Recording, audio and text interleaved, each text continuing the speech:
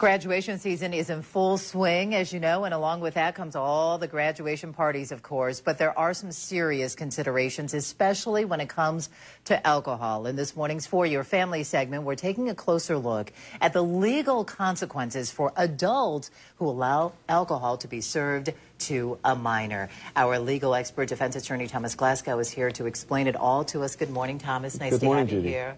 So, fun times for a lot of kids right now, but as we said, serious considerations for parents. We're talking both civil and criminal liability. So let's start with the civil law. What does it say? Well, I mean, essentially what it says is that if a person over 18 provides drugs or alcohol to someone that is underage, and they go out and cause the impairment, they get the person drunk or high or what have you, and they go out and injure someone or injure themselves, they can be liable, and they can be civilly liable for economic damages such as medical bills, pain and suffering, the attorney's fees, and cost of the suit. These can run up into the millions of dollars. You can even get charged and be held liable for punitive damages as a result of the accident. Now, this civil law was enacted in 2004. 2004, what was the correct. reason behind that? Well, you may remember the Powder Puff football game that occurred where it was, they used a lot of alcohol. They ended up getting in a fist fight. Kids ended up in the hospital. As a result of that, this is something that had been kind of kicking around in the legislature for a while. They decided as a result of this, that really kind of spurred on the passage of this legislation to make people liable for serving alcohol to others and hosts for serving alcohol to others. Prior to this, in Illinois, there had been kind of a gray area as to whether or not they would be liable or would not be liable. Now, what about in criminal courts? What can you be possibly charged with? Well, you may remember the Lake County cases where kids ended up having a party over at their house, the parents' house. They ended up providing alcohol, or alcohol was being served from a common source, and there were injuries involved. Under that law that was in effect at the time, a person could only be charged with a misdemeanor, which is up to 364 days in jail or a $2,500 fine for providing the alcohol to a minor.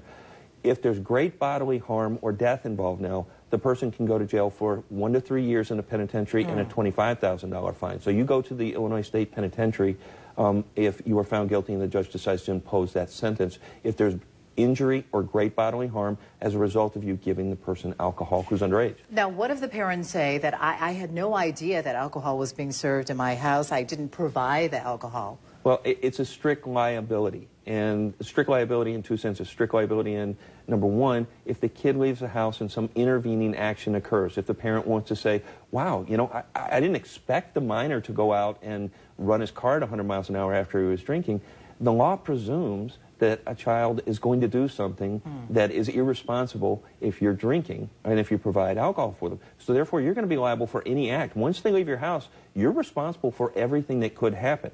Secondly, the fact that the kid goes out and they hurt somebody and they hurt somebody else, you're going to be responsible for that action as well. So if somebody grabs the steering wheel or somebody does something, you know, out of the ordinary, unexpected, you're still going to be liable for it, both civilly and criminally. And if you're talking in the millions of dollars, if someone gets tragically injured or they, you know, hit the school bus full of nuns, you're going to end up being responsible for those people's deaths.